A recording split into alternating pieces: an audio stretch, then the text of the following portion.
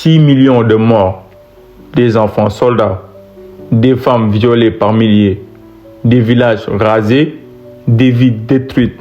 Et pourtant, aucune une des journaux, aucun tribunal international. Bienvenue en République démocratique du Congo, un pays riche, trop riche. Et c'est justement là le cœur du problème. Tout commence dans les années 90, après le génocide au Rwanda.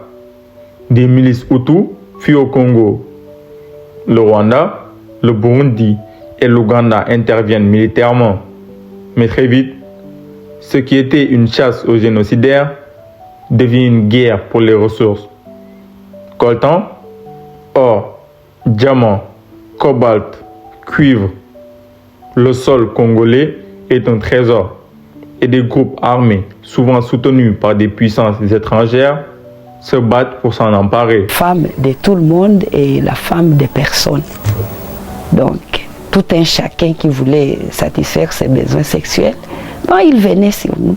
Plus de 6 millions de morts depuis 1996, des massacres de civils, des viols utilisés comme armes de guerre, des enfants enrôlés de force, et tout cela dans l'indifférence générale. Pourquoi?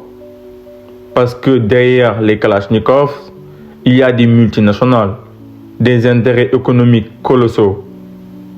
Votre smartphone, votre voiture électrique, votre ordinateur contiennent peut-être du cobalt ou du coltan extrait dans le sang.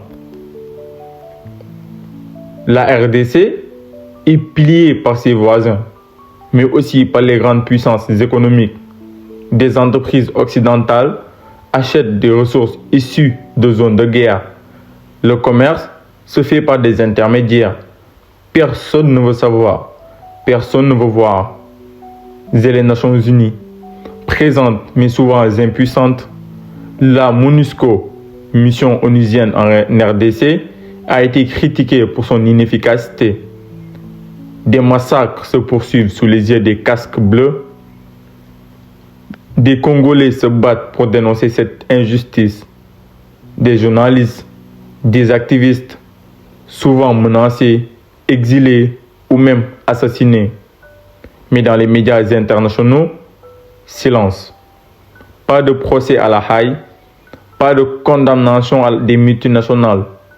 Un génocide sans nom, une guerre sans mémoire. Le Congo ne manque pas de richesse, il manque de paix, de justice, il manque aussi de voix. Et si cette vidéo peut faire entendre, ne serait-ce qu'un instant, le cri d'un peuple qu'on veut faire taire, alors elle aura servi. Ne détournons plus les yeux. Le silence est une forme de complicité.